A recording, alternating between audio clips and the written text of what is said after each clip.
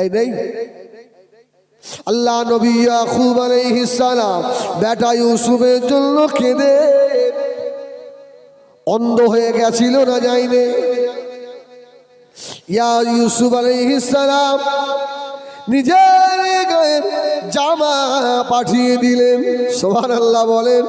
জামা যখন আসছে বাবা, আল্লাহ নবী ইয়াকুব আলাইহিস সালাম বুঝতে পেরে গিয়ে বলেছিলেন, আমার ইয়াকুবের গন্ধ পাচ্ছি। জোরে বলুন সুবহানাল্লাহ। আরে আমার ইয়াকুবের গন্ধ, আমার ইউসুফের গন্ধ। ইয়াকুব নবী বলছে আমার ইউসুফের গন্ধ। ছেলের এসে বলছে, আব্বা মিশরের আজিজ যে এত ভালো। হ্যাঁ, তার আগে তো ভাই বিনিয়ামিনের সঙ্গে দেখা হয়ে গেছে। বললো, ভাই আমার আব্বা কেঁদে কেঁদে অন্ধ হয়ে গেছে, তো আমার এই জামাটা নিয়ে গিয়ে আমার আব্বার চোখে বুলিয়ে দিও। সুবহানাল্লাহ বলেন। ইয়াকুব আলাইহিস সালামের চোখে ইউসুফের জামা বুলিয়ে দেওয়া হলো। ইয়াকুব আলাইহিস সালামের চোখ ভালো হয়ে গেল না গেল না? मूसा अलैहिस सलाम लाठी वमा तिलका बियमीनिका या मूसा قال هي عصاي أتوكأ عليها وأهش بها على غنمي ولي فيها معارب أخرى। मूसा अलैहिस সালামের হাতের লাঠি, এটা দুনিয়ার লাঠি নয়, জান্নাতের লাঠি। জোরে বলুন সুবহানাল্লাহ। এই লাঠি ইয়াকুব আলাইহিস সালামের কাছে ছিল, ওনার শ্বশুর শুআয়ব আলাইহিস সালামের কাছে ছিল। জোরে বলুন সুবহানাল্লাহ। এই লাঠির একটা বরকত ছিল না? ছিল না? ফেরাউন যখন সাপ পাঠালো জাদু করে, আল্লাহ বললেন, মুসা লাঠি ছেড়ে দাও। লাঠি ছেড়ে দিল, হিয়া হাইয়াতুন তাসা, বড় বড় সাপ হলো। হলো না? হলো না? হ্যাঁ। मूसा अलैहिस সালাম এবার সাপ তো ধরতে ভয় পাচ্ছে। আল্লাহ বলছে, মুসা ধরো। বলছে, না আল্লাহ, এই এত বড় সাপ যদি খেয়ে ফেলে। আল্লাহ বললো, মুসা আরে ধরো না, যে আল্লাহ এই লাঠিকে সাপ বানাতে পারে, আবার সাপটাকে লাঠিও করতে পারে। সুবহানাল্লাহ। ধরলেন, কি হয়ে গেল? সাপ হয়ে। আল্লাহ নবী দিন দুনিয়া বাদশাহ ইলতিখারে পড়ে আম্মা জান হযরত আয়েশা সিদ্দিকা রাদিয়াল্লাহু তাআলা আনহা ফরমাচ্ছেন, মদিনা শরীফে কঠিন মুসিবত বিমারি এসে গেল। মদিনার মানুষ এসে বলল, ও আম্মা জান, আল্লাহ নবীর গায়ের জামা মুবারক আছে নাকি? আম্মা জান আল্লাহ নবীর গায়ের জামা মুবারক নিয়ে পানিতে বুড়িয়ে আল্লাহ নবীর জামা মোবারক ধোয়া নিংড়ানো, নিংড়ে নিংড়ে সবার বোতলে বোতলে দিয়ে দিলেন। মদিনার মানুষেরা আল্লাহ নবীর জামা ধোয়া পানি খাওয়ার বরকতে তাদের কঠিন রোগ আল্লাহ ভালো করেছিল। তাদের জামা জুতোর মধ্যে ফায়দা আছে। আমার ভাইজানেরা, সোনা আমারই খেলাম। আব্দুল্লাহ এসে বলল, ইয়া রাসূলুল্লাহ, আমার আব্বার কাপড় পরবো, একটা জামা দেবেন নাকি? আল্লাহ নবীর পাশে হযরতে উমর বসে রয়েছে। সুবহানাল্লাহ বলেন। আল্লাহর নবী হযরতে উমরের মুখে দিকে তাকাচ্ছেন। আমার উমর যদি কিছু বলে, এই উমরের রাগ বেশি না কম? উমর কম রাগি না বেশি রাগি? আরে আমার নবীও তাকাচ্ছে উমরের দিকে। কি হবে দেখতে? আল্লাহ নবী হযরতে উমরের মুখের দিকে তাকায়, একবার আব্দুল্লাহর মুখের দিকে তাকায়। আল্লাহ নবী বললেন, বাবা আব্দুল্লাহ, ও বাবা ছেলে, যদি আমার গায়ের জামা দিয়ে তোমার আব্বার কবরের আযাব যদি মাফ হয়ে যায়, আমি রাসূলুল্লাহ কারোর উপরে দুশমনি করি না বাবা। আমি যে রাহমাতাল লিল আলামিন, একজনের কবরের আযাব মাফ হয়ে যায়। আল্লাহ নবী গায়ের জামাটা খুলে দিলেন। হযরত ওমর বললেন, ইয়া রাসূলুল্লাহ, কি করলেন? আব্দুল্লাহ জামা নিয়ে বাড়ি চলে গেছে। বাড়িতে গিয়ে মনে পড়ে গেল, যে বাবা আমার নবীর দুশমনি করলো, আল্লাহ নবী সেই বাপের জন্য গায়ের জামা যদি দিতে পারে, আল্লাহ নবীকে একবার বললাম না ইয়া রাসূলুল্লাহ আমার আব্বার জানাজাটা আপনি পড়াবেন। সুবহানাল্লাহ বলে। আল্লাহ, আমাদের সমাজে কি হয়, ভাই ভাইয়ের জানাজা পড়ে না, আসে না নেই? খোদার কসম আমার নিজে দেখা সেই জানাজা আমি পড়িস, তাও হাজি সাহেব। আরে বড় ভাই হাজি নয়, ছোট ভাই হাজি। সম্পত্তির ঝামেলা, বড় ভাই মারা গেছে মুখ তো দেখিনি, জানাজাও পড়িনি। আচ্ছা ও হাজি না পাজি? আরে ও হাজি না পাজি? ওর ওর হজ হবে? আল্লাহু আকবার। আর আমার নবী দেখেন, আব্দুল্লাহ বাড়ি গিয়ে মনে করছে রসুল যখন জামাটা দিয়েছে তখন রসুলকে একটা কথা বললাম না, ইয়া রাসূলুল্লাহ আমার আব্বার জানাজাটা পড়াবেন। হযরতুল্লাহ নবী সাহাবী আব্দুল্লাহ আবার ঘুরে চলে এলো, আসসালামু আলাইকুম ইয়া রাসূলুল্লাহ ইয়া হাবিবাল্লাহ। হযরত ওমর বসে রয়েছে, হুজুর আমার আব্বার জানাজার ইমামতিটা আপনি করবেন। আল্লাহ নবী উমরের দিকে তাকাচ্ছে, সুবহানাল্লাহ বলেন। আল্লাহ নবী অনেকক্ষণ পরে বললেন, বাবা আব্দুল্লাহ যাও, আমি তোমার আব্বার জানাজা পড়াবো। আল্লাহ নবী যেই না উঠলেন, হযরত ওমর পিছন দিক দিয়ে জামা টেনে ধরেছে। সুবহানাল্লাহ, ইয়া রাসূলুল্লাহ ওর জানাজা পড়াবেন না, ওর জন্য আপনি দোয়া চাইবেন না। আর নবী বলল, ওমর আরে আল্লাহ যদি ওকে মাফ করে দেয়, হ্যাঁ ইয়া রাসূলুল্লাহ ওর জন্য 70 বার যদি দোয়া চান তাও কবুল হবে না। আমার নবী বলছে আমার দুশমন হলেও আল্লাহ বলেছে 70 বার, আমি ওর জন্য 71 বার দোয়া চাবো, আল্লাহ কি ক্ষমা করে দেবে না? জোরে বলুন সুবহানাল্লাহ। কবার? 71 বার চাবো, আল্লাহ 70 বলেছে। আর আমরা কি করি, দুনিয়ায় দুশমন ছিল মারা গেছে, দোকানে বসে বসে বলতে হ্যাঁ হাতটা ঠান্ডা হতো না, বলো না। রাসূলুল্লাহ বলে যে মানুষটা মারা গেছে ওই মানুষের পূর্বের দোষগুলো তোমরা সমাজে তুলে নিয়ে এসো না, ওর ভালো ভালো দিকগুলো বলো, খারাপ দিকগুলো বলো না। জানাজা হয়ে গিয়েছে বাবা, আল্লাহ নবীর জামা গায়ে দেওয়া রয়েছে। হযরত ইমাম গাজ্জালী রাহমাতুল্লাহ আলাইহি লিখেছে বাবা, যেই না কবরে শোয়ানো হলো আল্লাহ পাকের হুকুমে, আল্লাহ নবীর জামাটা আব্দুল্লাহ ইবনে উবাই ইবনে সুলুলের গা থেকে কোথায় চলে গেল? জোরে বলুন সুবহানাল্লাহ। ওর গায়ে আর ছিল না, ওর গায়ে থাকলে কবরের মাটি ওকে চাপ দিতে পারত না।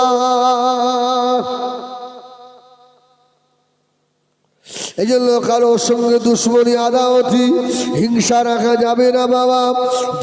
দুনিয়া চলে যাবে, মানুষের মতো মানুষ হয়ে যদি যেতে পারি, কবরও ভালো ব্যবহার করবে, আল্লাহ পাকের সাহায্য আসবে।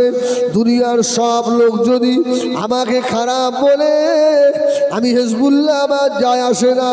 যদি আমার আল্লাহ আমাকে ভালো বলে, জোরে বলো। তাফসীর থেকে একটা ঘটনা শোনাবো আপনাদের, শুনবেন?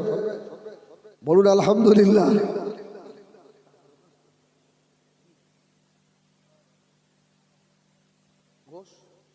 এই সাদা ভাতার গোশ, ইনশাল্লাহ আর কিছুক্ষণ চলবে।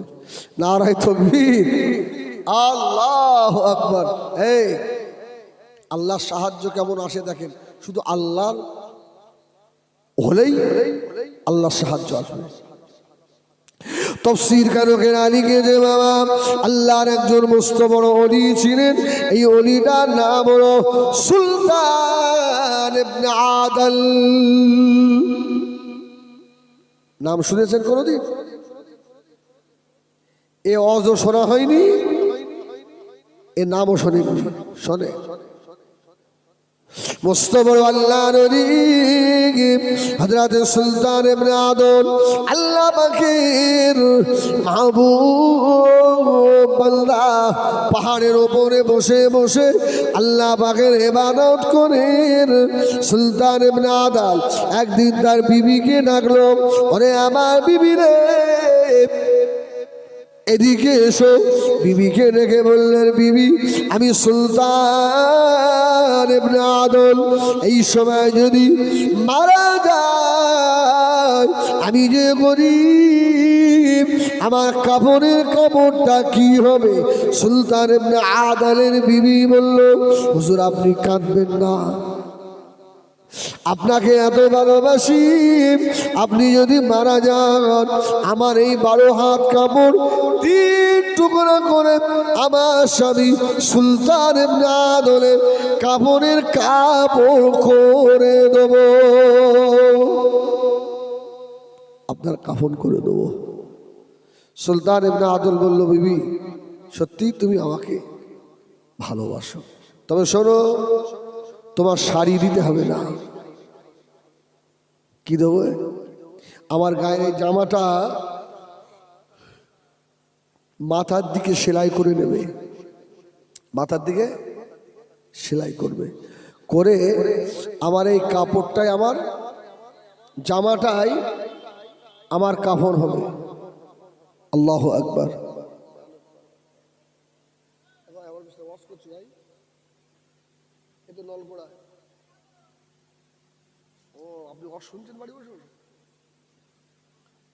আমার রেজাউল করিম ভাই, এই কুমড়োখালি রেজাউল ফোন করে ভাই তুই অস করতে কোথায় বলবি, আওয়াজ পাচ্ছি। সুবহানাল্লাহ, আল্লাহ। আমার ভাইজানেরা শোনা আমার ইখরাম, হুজুর বললে, বিবি রে আমার জামাটা মাথার দিকে সেলাই করে দিয়ে ওটা আমার কাপড়ের কাপড় করে দিও। আমি আমার ইন্তেকাল হয়ে গেলে আমার লাশটা বেশিক্ষণ দুনিয়ায় রাখবে না। আমি যদি রাত্রিরে মারা যাই রাতের ভিতরেই আমার লাশটাকে দাফন করে দিও।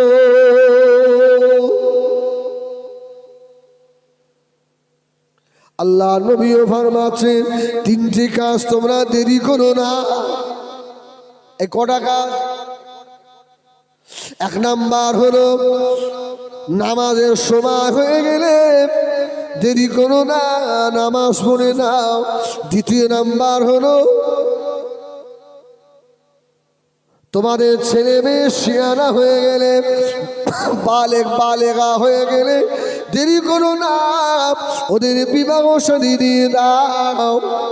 3 নাম্বার হলো কেউ যদি মারা যায় দেরি করো না, তাড়াতাড়ি দাফন করে দাও। সুলতান ইবনে আদল বলল, বিবি আমি যদি রাত্রিরে মারা যাই আমার সন্তান 2টো নাবালেগ ছোট বাচ্চা গ্রামে পাঠিয়ে দিও, আর গ্রামবাসীকে তাড়াতাড়ি আমাকে দাফন করতে বলো। যদি গ্রামবাসী না আসে, ও বিবিরা, যদি গ্রামবাসী না আসে আমি তোমাকে বলে যাচ্ছি ওই পাহাড়ের চূড়ার উপরে উঠবে। পাহাড়ের চূড়ায় উঠে একবার চিল্লে চিল্লে বলবে, ইয়া রাব কদ মাতা সুলতান ইবনে আদল। এতটুকু বললেই এটা আমার বিশ্বাস আল্লাহর তরফ থেকে সাহায্য আসবে। জোরে বলুন সুবহানাল্লাহ, জোরে বলেন সুবহানাল্লাহ। সাহায্য আল্লাহর তরফ থেকে আসবে। কথা বলা হয়ে গেল, আল্লাহর ওলি সুলতান ইবনে আদল ইন্তেকাল হয়ে গেলেন। হুজুর বিদায় নিলেন। সুলতান ইবনে আদলের বিবি ছেলে দুটোকে গ্রামে পাঠালো। ও ছেলেরা, গ্রামে গিয়ে বলো আমার আব্বা ইন্তেকাল হয়ে গিয়েছে, আমার আব্বার লাশটাকে গোসল দিতে হবে বাবা, কাপড় পরাতে হবে বাবা, চলে এসো করা যাবে। গ্রামবাসীরা বলল ও বাবা ছেলে, যাবো না যাবো না যাবো না, এই রাত্রিরে পাহাড়ে যাবো না বাবা, আগামীকাল সকালে যাব। ছেলে দুটো মারু বয়ে ফিরে চলে এলো। আম্মা যান, কেউ রাত্রিরে আসবে না মা, কেউ আসবে না বাপ। ওই সময় সুলতান ইবনে আদলের বিবি বলেন আমি আস্তে আস্তে গিয়ে পাহাড়ের চূড়ায় গিয়ে দাঁড়ালাম আর আল্লাহকে ডাকতে লাগলাম, ইয়া রাব, কদমাতা সুলতান ইবনে আদল, আমার স্বামী সুলতান ইবনে আদল মারা গিয়েছে বাবা। আর সঙ্গে সঙ্গে ওই সুলতান ইবনে আদলের বাড়ি থেকে আল্লাহর ওলি হযরতে সুনায়েদ বাগদাদি রাহমাতুল্লাহ আলাইহির বাড়ি হলো ২৫০০ কিলোমিটার রাস্তা। এই কহাজার ২৫০০ কিলোমিটার। এই শোনা, হযরতে জুনায়েদ বাগদাদি বলেন আমি বসে আছি, কে যেন অচেনা অপরিচিত মানুষ আমার পাশে এসে দাঁড়ালো। ও আল্লাহর ওলি জুনায়েদ, জানো না সুলতান ইবনে আদল মারা গেছে, এই সুলতান ইবনে আদলের জানাজা দিতে হবে, গোসল দিতে হবে, আপনি জানাজার ইমামতি করবেন।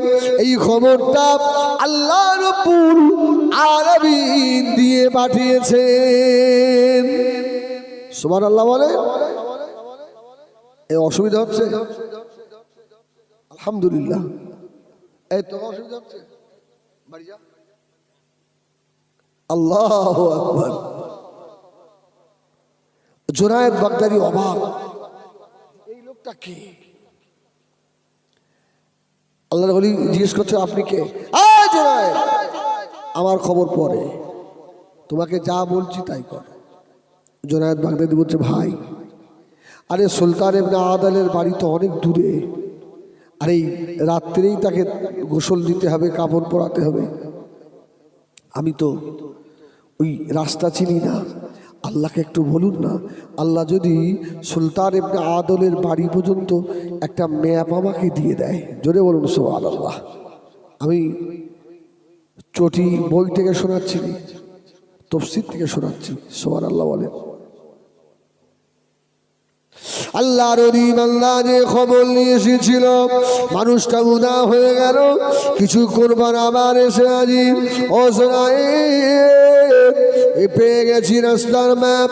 মানুষটা গিয়ে আল্লাহর ওলি সুলতান ইবনে আদল যে জায়গায় শুয়েছিল, সুলতান ইবনে আদলের পিঠের তলা থেকে এক মুষ্টি মাটি নিয়ে চলে এলো।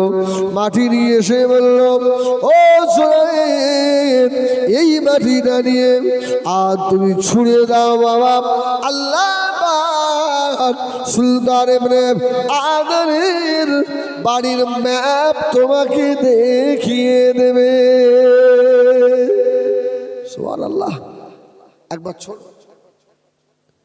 মাটিটা ছুঁড়ে দিয়ে আল্লাহর ওলি হযরতে সুনায়েদ 12 জন মুরিদ নিয়ে সাজদায় পড়ে কাঁদছেন। সুবহান রাব্বিয়াল আলা, সুবহান রাব্বিয়াল আলা। চোখ খুলে দেখে যে জায়গায় সাজদা দিয়েছিল ওই জায়গায় নাই, আল্লাহর ওলি সুলতান ইবনে আদলের বাড়ি চলে গিয়েছে। এরা জোরে বলে না সুবহানাল্লাহ? আমার ভাষা বুঝতে পারতেন না। আল্লাহু আকবার। চোখ খুলে দেখছি সুলতান ইবনে আদলের লাশ, সুলতান ইবনে আদলের বিবি তিনি আস্তে করে বললেন, বুবু মা একটু সরে বসো মা, তুমি মেয়ে ছেলে মহিলা মানুষ, না জানি শয়তানের খেয়াল হয়ে গেলে গোনা হয়ে যাবে। ভাই এই জন্য রসুল্লাহ বলেছেন কোনো ঘরে যদি একটা ছেলে আর একটা মেয়ে থাকে, ওরা দুজন থাকে না, ওখানে তিনজন থাকে, আর একজনের নাম ইবলিস শয়তান। কে থাকে? ইবলিস শয়তান। যত তাড়াতাড়ি খারাপ কাজে লিপ্ত করে দিতে পারবে, ইবলিসের জয় না জয় নয়, ইবলিসের জয়। আমার ওইজনেরা সোনা মারি গ্রাম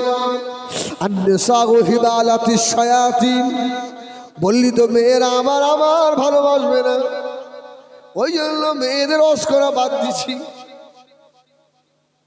কেন? মেয়েরা আমার ভক্ত। বহু জায়গা থেকে ফোন করে, হুজুর দাওয়াতটা নেন না, ওই না লোক না, বলে আমাদেরকে মেয়েরা একটা টাকা দেবে না, বলে ওই হুজুর না খালি টাকা দেবো। আলহামদুলিল্লাহ হলো। আমি চিন্তা করলাম তাহলে ওরা যা করে করুক, আমার বলে লাভ নেই, বললে হয়তো দাওয়াত কম হয়ে যাবে। আস্তাগফিরুল্লাহ। ও সোনামারি গ্রাম, মায়েদের একটা আওয়াজ আমি শেষে করে যাব বাবা, কারখানা করে শুনুন। সুলতান ইবনে আদলের বিবিকে আল্লাহর নবী হযরত সুরায়ে বাগদাদি বললেন, ও মা সরে বসো মা, কাছে এসো না। সরে গেল। আল্লাহর নবী সুরায়ে জিজ্ঞাসা করলেন, তোমার স্বামীকে গোসল দেওয়া হয়েছে নাকি? এখনো হয়নি। আল্লাহর ওলি সুরায়ে নিজে হাতে করে গোসল দিলেন, কাপড় পরাবেন। আল্লাহর ওলি বললেন, ও সুলতান ইবনে আদলের বিবি মা শুনে রাখো, যে কাপড়টা সুলতান ইবনে আদলের গায়ে রয়েছে ওই কাপড়টা খুলে ফেলো, আমি সুরায়ে আমার মাথার পাগড়ি দিয়ে কাপড় করে দেব। সুবহানাল্লাহ বলো। ভাই পীর সাহেব যখন মাথার পাগড়ি খুলে ফেলেছে, মুরিদদের মাথায় আর থাকবে? 12 জন মুরিদ তারাও পাগড়ি খুলেছে। তো হুজুর বললে, তোমাদের মধ্যে থেকে 2টো পাগড়ি আমাকে দাও, আর আমার এই পাগড়ি তাই 3টে কাপড় হচ্ছে সুলতান ইবনে আদলের কাপড়ের কাপড়টা হয়ে যাবে। জোরে বলুন সুবহানাল্লাহ। আর মুরিদগুলো বলছে, হুজুর তাহলে আমাদের পাগড়িগুলো কি হবে? বলে শোনো, সুলতান ইবনে আদলের কবরের উপরে যেখানে কলা পাতা দেওয়া হয়, ওখানে তোমাদের এই কাপড়গুলো পাগড়িগুলো সব বিছিয়ে দেবো। সুবহানাল্লাহ বলে। সব রেডি হয়ে গেল। সুলতান ইবনে আদলের গোসল হয়ে গেল, মাথার পাগড়ি দিয়ে কাপড় পরানো হয়ে গিয়েছে। লাশটাকে খাটিয়া করে দিয়ে পাহাড়ের ওপরে নিয়ে চলে গেছে। জানাজা নামাজ শুরু হয়ে যাবে। আল্লাহর ওলি সুরায়ে বাগদাদি ইমাম হয়ে দাঁড়িয়ে বললেন, আল্লাহু আকবার। আল্লাহ বলে হাত তুলেছেন, তাহারিমা বাঁধবেন। পিছন দিক দিয়ে একটা মানুষ এসে, তার হাতে একটা লাঠি আছে, এক হাতে চামড়ার একটা ব্যাগ, ছুটে এসে আল্লাহর ওলি জুরাইদের হাত ধরে ফেললো। জোরে বলুন সুবহানাল্লাহ। ও আল্লাহর ওলি জুরাইদ সুলতান ইবনে আদলের লাশের জানাজা আপনি পড়াবেন না, ওর জানাজার জন্য আল্লাহ আমাকে পাঠিয়েছে। সুবহানাল্লাহ। আল্লাহর ওলি শুনে এলো। সুলতান ইবনে আদল বললেন, হুজুরে সুলতান ইবনে আদলের জানাজা নামাজ জুনায়েদ বললেন, হুজুরকে আপনি বলল আমার কথা পরে হবে। ও সুরাইব, আমার এই ব্যাগের ভিতরে আল্লাহ পাকের তরফ থেকে আল্লাহ তিনটি কাপড় সুলতান ইবনে আদলের জন্য পাঠিয়ে দিয়েছে। সুবহানাল্লাহ। এই কাপড় কে পাঠিয়েছে? আল্লাহ। জুনায়েদ বাগদাদি অবাক, মানুষটার এমন কি আমল, যার জানাজা পড়াতে হবে, গায়েবী খবর আসছে। আরে যার কাফনটা আল্লাহর তরফ থেকে চলে এলো, জোরে বলুন সুবহানাল্লাহ। আল্লাহর ওলি হযরত জুনায়েদ বাগদাদি রাহমাতুল্লাহ আলাইহি জামা খুলে কাপড় খুলে দিয়ে ওই ব্যাগের ভিতর থেকে নতুন কাপড় বার করে সুলতান ইবনে আদলের কাপড় পরিয়ে দিল। বাবা ও ভাইজানেরা, কাপড় বড় হয়ে গেল। জুনায়েদ বলল, হুজুর এবারে জানাজার ইমামতি আপনি করুন। ওই মানুষটা এসে সুলতান ইবনে আদলের লাশটা রেখে জানাজা নিয়ত করলেন। আল্লাহু আকবার, আল্লাহু আকবার, আল্লাহু আকবার, আল্লাহু আকবার। আসসালামু আলাইকুম ওয়া রাহমাতুল্লাহ, আসসালামু আলাইকুম ওয়া রাহমাতুল্লাহ। জানাজা হয়ে গেল। এবারে বাবা আল্লাহর ওলি জুনায়েদ বাগদাদি দাঁড়িয়ে আগন্তুক মানুষ বলল, ও বাবা জুনায়েদ, আরেকটা কথা আছে। বলল, হুজুর কি কথা? এই চামড়ার ব্যাগের ভিতরে আল্লাহ পাকের তরফ থেকে 12,000 স্বর্ণ মুদ্রা আল্লাহ দিয়ে পাঠিয়েছেন। সুবহানাল্লাহ বলেন। কে পাঠিয়েছে? ক হাজার? 12,000। জুনায়েদ সুলতান ইবনে আদলের বিবিকে গিয়ে বলে দিও যেন কোনোদিন ব্যাগ খুলে না দেখে, এই টাকাগুলো যেন কোনোদিন জমিনে মাটির উপরে না ফেলে। সুলতান ইবনে আদল দুটো নাবালেগ বাচ্চা রেখে চলে গেছে। আল্লাহ বলে দিয়েছেন সুলতান ইবনে আদলের বিবির যত টাকা প্রয়োজন হবে ওই ব্যাগের মধ্যে হাত দিলেই পেয়ে যাবে। সুবহানাল্লাহ। যাও এই টাকাটা দিয়ে এসো। এ ভাই, এটা সম্ভব না অসম্ভব? এটা সম্ভব না অসম্ভব? সম্ভব নয়। ও যে জায়গায় রেখে দিলাম। সুবহানাল্লাহ বলেন। বলে, হুজুর সারা রাত বলবেন নাকি? এখন যদি ইচ্ছা তো সারা রাত বলবো, তা কি থাকতে হবে আপনাদের, থাকবেন তো নাকি?